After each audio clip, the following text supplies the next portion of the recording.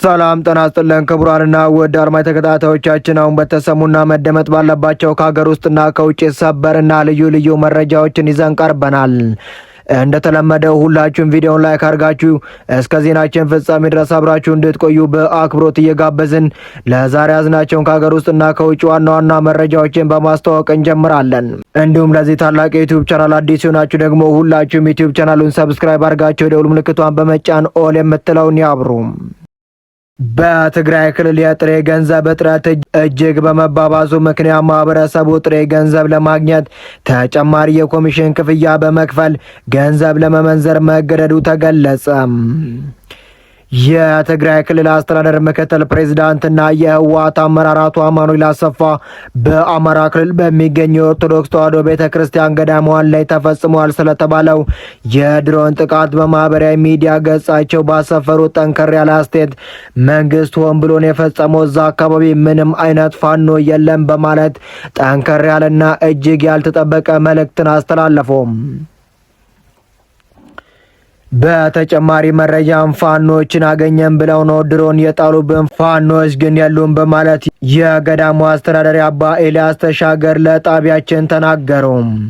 ዝርዝር መረጃውን በሚቀጥሉት 10 ደቂቃዎች ውስጥ ወደ እናንተ የምናደርስ ይሆናል። እስከ ዜናችን ፍጻሜ ድረስ አብራችሁን ቆዩም። የእስራኤል ሚዲያዎች እንደዘገቡት በደቡብ እስራኤል በሚገኘው የሐማስና የፓላስቲያን እስረኞች በሚገኙበትና ከፍተኛ ጥበቃ ባለው የእስር ቤት ክንፍ ዙሪያ ለአዞዎች መቀመጫ የሚሆን ጉድጓድ እየተቆፈረ ይገኛል። እነዚህ ጉድጓዶች በኬትዚዮት እስር ቤት ዙሪያ እየተቆፈሩ ሲሆን ወደ 170 ሜትር የሚረዝም ይሆናል ተብሎም ይጠበቃል። እስር ቤቱ የሚገኝበት የራማት ኔጌቲቭ የክልል ምክር ቤት ባለስልጣናት ጉድጓዶቹ በእስር ቤቱ ውስጥ በልዩ ክንፎቹ ዙሪያ እየተቆፈሩ መሆናቸውና ከውጭ ማየት እንደማይቻልም ተናገረው። በእርግጥ እዚያ አዞዎቹ ይኖሩ እንደሆነ ማንም አያውቅም፣ ነገር ግን ጉድጓዶቹ ዝግጁ እየተደረጉ ነው ሲሉም ስማቸው ያልተጠቀሰ ባለስልጣን ተናገሩ። የእስራኤል ብሔራዊ ደህንነት ሚኒስቴር ለአዞዎቹ በተመደቡ ቻናሎች ላይ ስራ መጀመሩን አረጋግጠዋል ሲሉም ጋዜጣው ዘግቧል። የእስራኤል እስር ቤት አገልግሎት አዞዎቹን ለመንከባከብ ለመቆጣጠርና ለማስተዳደር እቅድ አዘጋጅቷል። የእስር ቤቱ ኃላፊ ደግሞ አዞዎቹ እንዴት መያዝ እንዳለባቸው ስልጠናንም ወስደዋል። ፕሮጀክቱ 21 ሚሊዮን ስቅል ወይም 6.3 ሚሊዮን ዶላር ተመድቧል ሲልም ጋዜጣው አጋልጧል።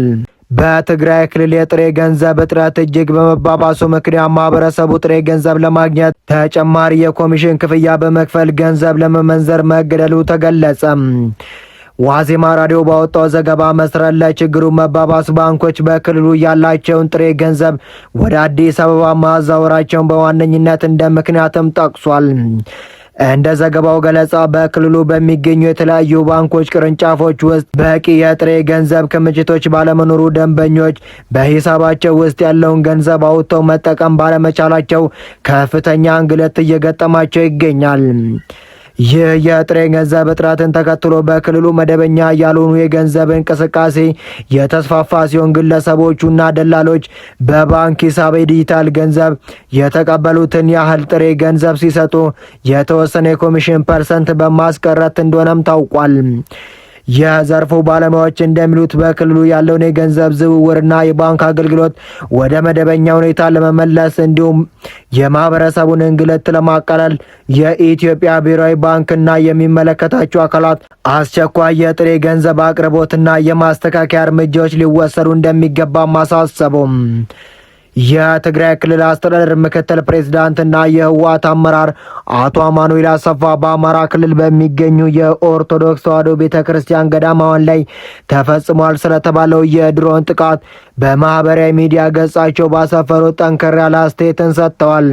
አቶ አማኑኤል አሰፋ ጥቃቱ በአጋጣሚ ኢላማ በመሳት የተፈጸመ ሲሆን ሆን ተብሎ ኢላማውን ጠብቆ እንዲገድልና እንዲያወድም በተተኮሰ ሰይጣናዊ ተልዕኮ የተፈጸመ ነው ሲሉም ከሰሱም። አሰራሩ አክለውም ገዢው ፓርቲ ቤተክርስቲያኗን በተለይም በልዩነት ፈርጀው የታሪክና የቅርሶች ማፍረስ ስራ እየሰራ ይገኛል ሲሉም የወቀሱ ሲሆን ቀደም ሲል በትግራይ ክልል አብያተ ክርስቲያናትና መስጊዶች ላይ የተፈጸሙ ጥቃቶች ዛሬ ወደ ሌሎች አካባቢዎች መስፋፋታቸውን ገልጸዋል። በተጨማሪም በአንድ አካባቢ የተጀመረው የጥፋት እንቅስቃሴ እንደ ሰደድ እሳት ወደ ሁሉም አካባቢዎች መዛባቱ አይቀሬ መሆኑና በአሁኑ ወቅትም እየታየ ያለው ሁኔታ ይህንኑ የሚያረጋግጥ እንደሆነ አቶ አማኑኤል አሰፋ ተናገሩ።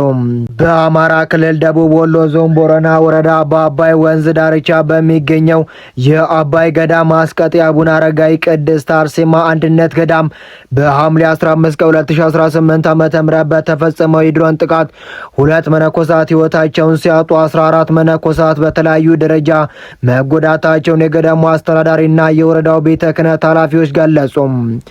የወረዳው ቤተ ክህነት በሰጡት ቃል በገዳሙ ከነበሩ 16 መነኮሳት ውስጥ 14ቱ በጥቃቱ ተመተዋል። 2 ብቻ ጉዳት አልደረሰባቸውም። ከተጎዱት መካከል 2 መነኮሳት ሕይወታቸውን ሲያጡ 11ዱ በመካነ ሰላም አጠቃላይ ሆስፒታል ሕክምና ላይ ይገኛሉ። አንዲት መነኩሴ በከባድ ጉዳት ወደ ደሴ ሪፈራል ሆስፒታልም ተዛውረዋል። ፍንዳታውን ሰምቼ ወየው እያልኩ ስሄድ መሬት ላይ ወድቀው አገኘኋቸው። በወቅቱ በገዳሙ የነበሩት እማሆይ ወለተ ማርያም ለጀርመን ድምፅ ራዲዮ እንደተናገሩት መነኮሳቱ የክረምት እህል ዝግጅት እያካሄዱ ባሉበት ወቅት ጥቃት ተፈጽሟል። ወዲያውኑ ግን የሆነ ፍንዳታ ነገር በጣም መለየት ያቃታኝ ድምፅ ሰማሁኝ። ወዲያውኑ እንደመቷቸው ስላወቅኩኝ ወየው እያልኩኝ ሲሄድ ድፍት ብለው አራቶቹ ነካ ሳደርጋቸው ራሳቸውን ስተዋል። እናቶች ናቸው። እዛ ደም እየፈሰሳ የሚሯሯጡ የሚያለቅሱ ልጆች አሉ። እነሱን ጎተት አድርገን ወደ ጥግ ብለን እነሱን ደማቸውን ለማሰር እንዳይፈስ ለማድረግ ሞከርን ይላሉ የመካነ ሰላም ወረዳ ቤተ ክህነት ኃላፊ። ጥቃቱ የተፈጸመው መነኮሳቱ ተሰብስበው እህል እያበጠሩ እያዘጋጁና ሽንኩርት እየከተፉ በነበረበት ወቅት እንደሆነም ተገልጿል። የገዳሙ አስተዳዳሪ አባ ኤልያስ ተሻገር ለጀርመን ድምፅ ሬዲዮ አንዷ ወዲያው እዛው ላይ ህይወቷ አለፈ፣ ሌላኛዋ ደግሞ መካነ ሰላም ሆስፒታል እየመጣ መንገድ ላይ ህይወቷ አለፈ። ጠቅላላ 14 ሰዎች ተጎድተዋል ሲሉም ተናግረዋል። በጥቃቱ የገዳሙ ተግባር ቤት ለዓመታዊ ፍጆታ የተዘጋጀ የውሃ ታንከር የውሃ መስመሮች መጎዳታቸውን እማሆይ ወለተ ማርያምም ገልጸዋል። በተጨማሪ መነኮሳቱ የሚጠቀሙበት መጣስ ቤት ወይም የእንጀራ መጋገሪያና የወጥ ማብሰያ ቦታ በጥቃቱ መውደሙን ከወረዳው ቤተ ክህነት ማረጋገጥ ተችሏል። አምጡና ሕክምና አስገቧቸው ብለው አምጥተን ሕክምና አስገብተናል። የቦረና ወረዳ ቤተ ክህነት ኃላፊ ሊቀ ካህን ቀሲስ እንዳለ ሰማኝ ለጀርመን ድምፅ በሰጡት ቃል አደጋው ከተከሰተ በኋላ በወረዳው አስተዳደር የተሽከርካሪ ድጋፍ ቆስለኞችን ወደ ሆስፒታል መውሰድ ተችሏልም ብለዋል። ከፍተኛ ጉዳት 2 የደረሰባቸው ነበሩ። አንዱ አስቸኳይ ስለሆነ ሪፈራል ሆስፒታል ወደ ደሴ ሆስፒታል ሄደዋል። የወረዳው መንግስት እንግዲህ ያው ቆስለኛ ወደ ሆስፒታል እንዲመጣ ፍቅር እንሰጣለን፣ ትራንስፖርት ጠይቃችሁ እናግዛችኋለን፣ አምጡና ሕክምና አስገቧቸው ብለው በዛ መስራት አምጥተን ሕክምና አስገብተናልም ብለዋል።